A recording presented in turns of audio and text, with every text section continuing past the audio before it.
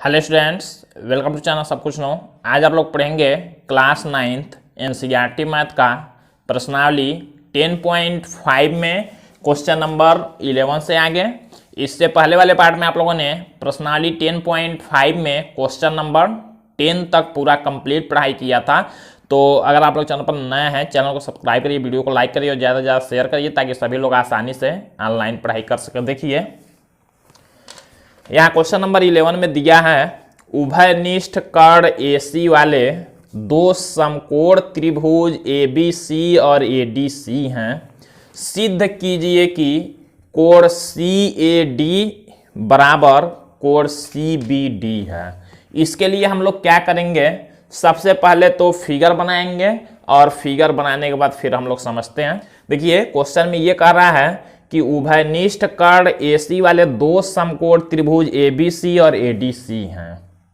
अब कह रहा है कि AC जो है उभयनिष्ठ कर्ण है, तो हम लोग दो समकोण त्रिभुज कैसे बनाएंगे। मान लीजिए एक समकोण त्रिभुज हमने बना दिया ऐसे। आप लोग जानते हैं ये क्या है, समकोण त्रिभुज है। तो ध्यान देना है कि कैसे हम लोग बनाएंगे। दो समकोण त्रिभुज बनाना है जिसमें जो कर्ण AC कर रहा है, कर्ण क्या होना चाहिए, कर्ण ये है तो कर्ण का नाम दिया है AC होना चाहिए। और ये कर्ण उभयनिष्ठ हो, मतलब दोनों त्रिभुजों का कर्ण एक ही होना चाहिए, यही AC ही। तो हम लोग कैसे त्रिभुज बनाएंगे आप लोग समझ सकते हैं। ये ABC हो गया, AC दोनों त्रिभुज में होना चाहिए, मतलब त्रिभुज कुछ इस तरह से रहेगा। इधर के तरह हम लोग इधर खींच के फिर इससे मिला देंगे।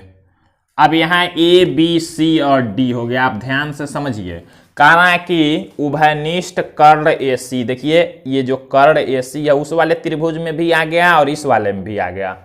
उभयनिष्ठ कर्ण AC वाले दो समकोण त्रिभुज। अब ये भी देखिए समकोण त्रिभुज है और ये भी क्या है, समकोण त्रिभुज है। दोनों के कर्ण उभयनिष्ठ AC हैं। अब कह रहा है त्रिभुज ABC और त्रिभुज ADC हैं। सिद्ध कीजिए कि, अब सिद्ध हमको क्या करना है ये देखिए, सिद्ध करना है कोण CAD। ध्यान दीजिएगा, कह रहा है कोण CAD मतलब ये वाला कोण किसके बराबर सिद्ध करना है, CBD के। CBD है नहीं, हम लोग रचना कर लेंगे, B से D को मिला देंगे। हम लोग डॉट डॉट से क्या करेंगे, B से D को मिला देंगे। अब देखिए कह रहा है CBD, CBD मतलब ये वाला कोण। आप लोगों को समझ में आ गया होगा कि हमको क्या करना है, इस वाले कोण को इस वाले कोण के बराबर सिद्ध करना है। ध्यान आप लोग देंगे यहाँ। अब मान लीजिए हम लोग कैसे इसको इसके बराबर सिद्ध कर सकते हैं। तो आप लोग जानते हैं कुछ इस तरह का बना हुआ है फिगर। देखिए ध्यान दीजिएगा, जो फिगर हम बना रहे हैं ऐसे है और फिर आप लोग देख सकते हैं ऐसे ये डॉट डॉट वाला ऐसे बना हुआ कुछ। इस पर आप लोग जब ध्यान देंगे, यहाँ A लिखा हुआ है, यहाँ D, यहाँ C और यहाँ पर B, और पूछा क्या है, ये कोण को इसके बराबर सिद्ध करना। तो आप लोग ध्यान क्या देंगे, अगर ये जो दो त्रिभुज बने हुए हैं, चतुर्भुज के तरह से इसको कह सकते हैं, ये चतुर्भुज बन गया है। अगर ये चतुर्भुज वृत्त में होता, अगर वृत्त पर ये चारों बिंदु A, B, C और D स्थित होते तो हम लोग आसानी से बता सकते थे। तब ये क्या हो जाता, अगर देखिए अगर ऐसे एक वृत्त रहता, अगर ऐसे एक वृत्त रहता तो हम लोग कहते कि ये CD एक जीवा है और एक ही वृत्त खंड के ये कोण हो जाते। देखिए ये और ये, तो हम लोग कहते कि ये दोनों कोण बराबर हैं। यानी कि एक ही वृत्त खंड के कोण बराबर होते हैं। एक ही वृत्त खंड, देखिए यहाँ जीवा है CD, तो एक ही तरफ दोनों हैं, मतलब एक ही खंड में है तो एक ही वृत्त खंड के कोण बराबर होते हैं।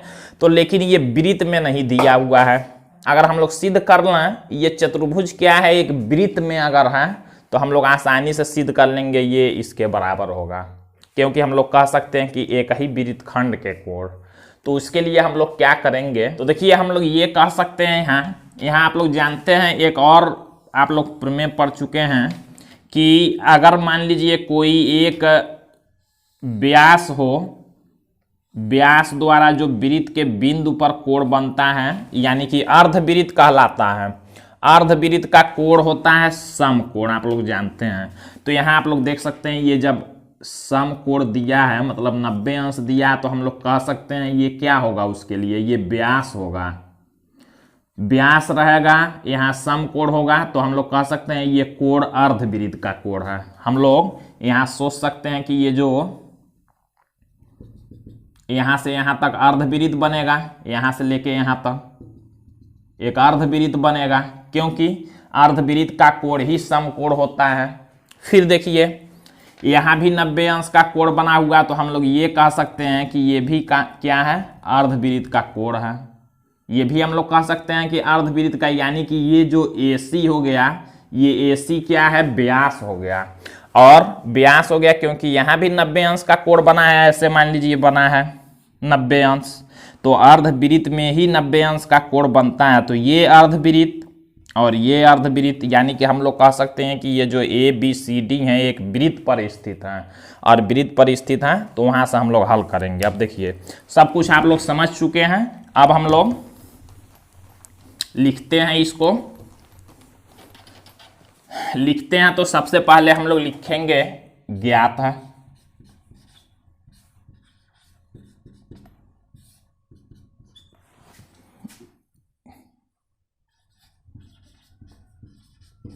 उभयनिष्ठ कर्ण AC वाले दो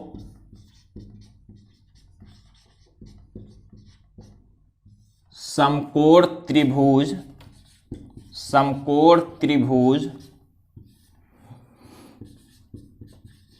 ABC और ADC, ये हमको क्वेश्चन में ज्ञात है। अब हम लोग लिखेंगे सिद्ध करना है।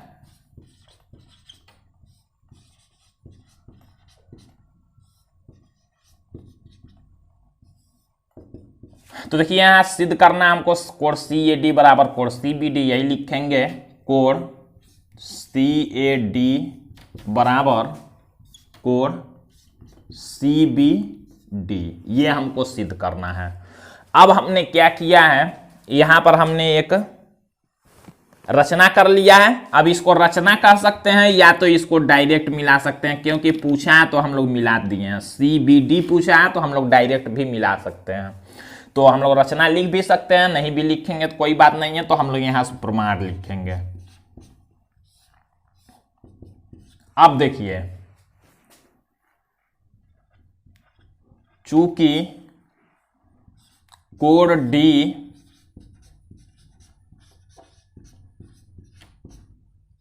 समकोण है, कोण D समकोण है यानी कि 90 अंश का कोण बनाता है।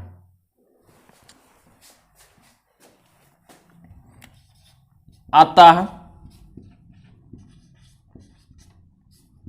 हम कह सकते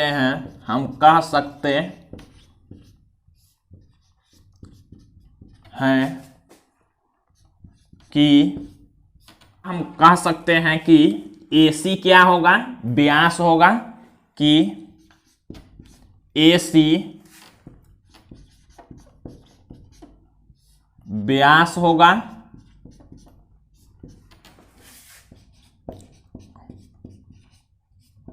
और हम जानते हैं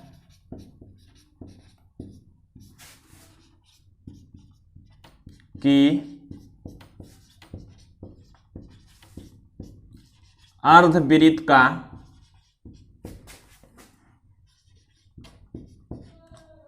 कोण समकोण होता है।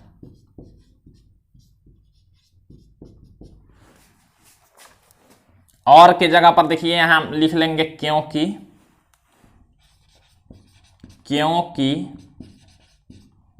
हम जानते हैं कि अर्धवृत्त का कोण समकोण होता है, इसलिए हमने क्या लिख दिया कि AC एक व्यास होगा। 90 अंश का कोण बना है मतलब अर्धवृत्त का कोण समकोण होता है। अब देखिए इसी तरह से पुनः लिखेंगे चूंकि कोण बी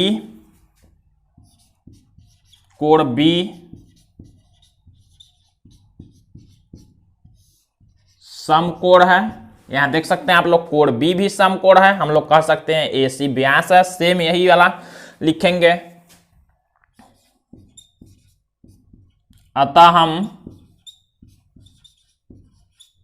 कह सकते हैं कि AC एक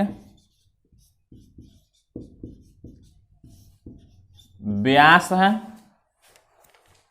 अब देखिए जब AC व्यास है, ये भी अर्धवृत्त का कोण हो गया और ये भी अर्धवृत्त का कोण हो गया। इसके लिए भी हमने ऊपर लिख लिया है क्योंकि हम जानते हैं कि अर्धवृत्त का कोण समकोण होता है। अर्थात हम लोग क्या कह सकते हैं, ABCD एक वृत्त पर स्थित बिंदु है। हम लोग कह सकते हैं अर्थात ABC और D एक वृत्त पर स्थित बिंदु हैं। ये ABC और D एक वृत्त पर स्थित बिंदु हैं और जब वृत्त पर स्थित बिंदु हैं तो ये क्या हो जाएगा, CD जीवा हो जाएगा। इसके लिए हम लोग अब CD जीवा है तो ये हम लोग सिद्ध कर सकते हैं। लिखेंगे हम लोग चूंकि CD एक जीवा है, इसलिए जब CD एक जीवा है तो कोण ये और कोण ये दोनों बराबर हो जाएंगे। इसलिए हम लोग लिखेंगे कोण CAD बराबर कोण CBD। कारण यहां लिख लेंगे, जब जीवा है तो एक ही वृत्त खंड के कोण होगा। लिखेंगे एक ही वृत्त खंड के कोण, एक ही वृत्त खंड के कोण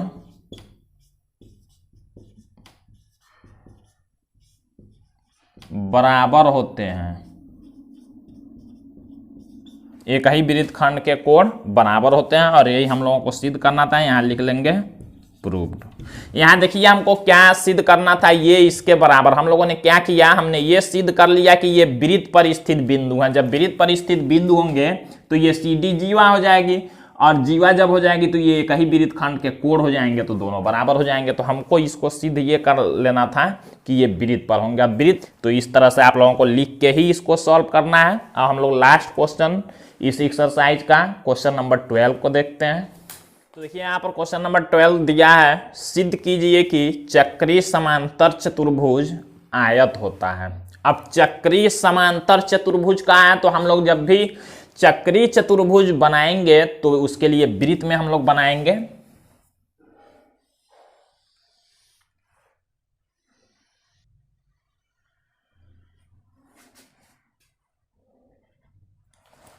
तो देखिए कह रहा है कि सिद्ध कीजिए कि चक्रीय समांतर चतुर्भुज, एक हम लोग चतुर्भुज बना लेते हैं। इसी में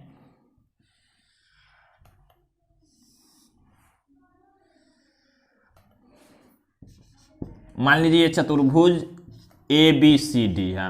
अब चक्रीय है, चक्रीय होने का मतलब वृत्त पर उसके चारों बिंदु स्थित होंगे। समांतर चतुर्भुज किसको कहते हैं, ऐसा चतुर्भुज जिसमें आमने सामने की भुजाएं समांतर और बराबर होती हैं और उसमें सम्मुख कोण भी बराबर होते हैं। मतलब ये कोण A के बराबर है कौन, कोण C है, और कोण B के बराबर कौन होगा, कोण D होगा। ये समांतर चतुर्भुज में सम्मुख कोण बराबर होते हैं। हमको सिद्ध क्या करना है कि चक्रीय समांतर चतुर्भुज ये जो है इसको हमको सिद्ध करना है कि ये आयत होगा। अब आयत कब होगा, जो समांतर चतुर्भुज होता है देखिए कुछ इस तरह का होता है। समांतर चतुर्भुज होता है जो उसमें आमने सामने की भुजाएं बराबर होती हैं लेकिन कोण कोई जरूरी नहीं है कि 90 को हो। अगर यही कोण 90 अंश के हो जाएंगे, कोण 90 अंश के अगर हो जाएंगे तो हम लोग कहते हैं कि ये क्या है, आयत है। तो अब देखिए हम लोग इसको कैसे सिद्ध करते हैं। सबसे पहले लिखेंगे ज्ञात है, ज्ञात हम लिखेंगे चक्रीय समांतर चतुर्भुज, ज्ञात है चक्रीय समांतर चतुर्भुज ABCD। अब देखिए चक्रीय समांतर चतुर्भुज ABCD ये ज्ञात है, हमको सिद्ध क्या करना है,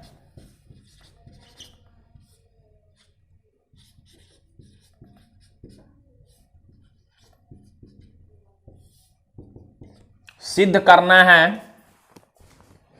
कि ये आयत होगा, मतलब लिखेंगे ABCD एक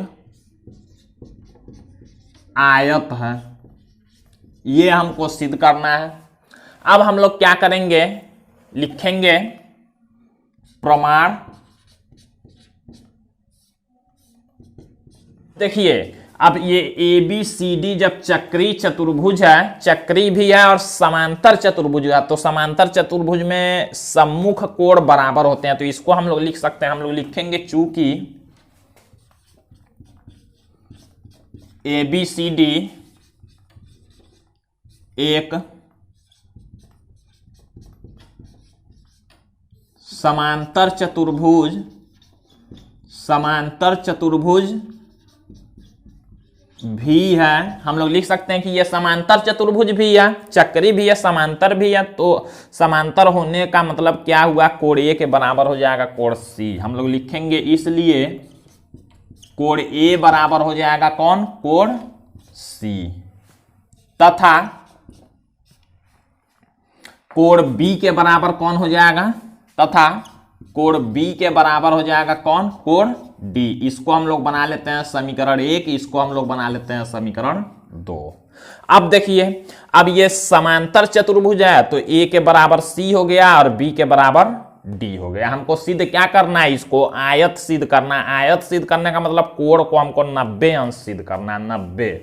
तो 90 सिद्ध करने के लिए हम लोग ये तो लिख सकते हैं कोण A के बराबर C क्योंकि समांतर चतुर्भुज है, B के बराबर D क्योंकि समांतर चतुर्भुज में सम्मुख कोण बराबर होते हैं। अब देखिए अब हम लोग ये लिख सकते हैं, जब ये चक्रीय चतुर्भुज है, ये तो समांतर चतुर्भुज है तो सम्मुख कोण बराबर हो गए, चक्रीय चतुर्भुज भी है, तो चक्रीय चतुर्भुज है तो A प्लस C बराबर सम्मुख कोणों का योगफल चक्रीय चतुर्भुज के 180 होता है, तो A प्लस C बराबर 180, B प्लस D बराबर भी 180 होगा। तो हम लोग लिख सकते हैं, लिखेंगे चूंकि ABCD एक चक्रीय चतुर्भुज भी है, मतलब चक्रीय चतुर्भुज भी है, तो चक्रीय चतुर्भुज में क्या होता है, सम्मुख कोणों का योगफल 180 होता है। तो हम लोग कह सकते हैं कोण A प्लस कोण C बराबर 180 अंश, A प्लस C बराबर 180 अंश। इसको समीकरण 3 बना देते हैं, तथा कोण B प्लस कोण D, तथा कोण B प्लस कोण D बराबर भी कितना हो जाएगा, 180 अंश। इसको हम लोग समीकरण 4 बना देते हैं। अब देखिए हमको सिद्ध क्या करना है, 90-90 सिद्ध करना है। तो देखिए मान लीजिए हम लोग समीकरण अगर 1 लेते हैं A और C वाला, तो हम लोग समीकरण 3 ले लेंगे A और C वाला। हम लोग क्या करेंगे, समीकरण 1 में से A की जगह पर हम लोग C रख सकते हैं इसमें, इसी तरह B और B और D वाला ले लेंगे। हम लोग लिखेंगे समीकरण 1 और 3 से, हम लोग लिखेंगे समीकरण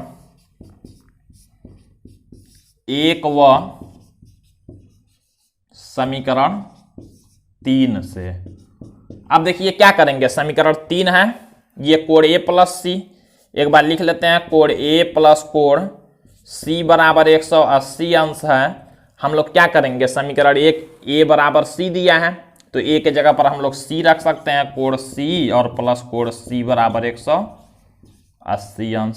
सी और सी जोड़ेंगे तो 2, एक सी और एक सी मतलब 2 कोण सी बराबर 180 अंश। हम लोग यहां लिख लेते हैं, 2 इधर आएगा तो भाग करेगा, तो कोण सी बराबर हो जाएगा 180 अंश बटा में 2, तो कोण सी बराबर हो जाएगा 90 अंश।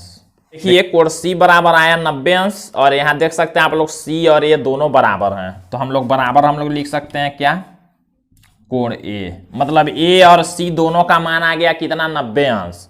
हम लोग लिखेंगे पुनः अब 1 को हमने लिया था और 3 को, अब बी डी वाला हम लोग ले लेते हैं, 2 और 4। हम लोग लिखेंगे पुनः समीकरण 2 व 4 से, 2 व 4 से।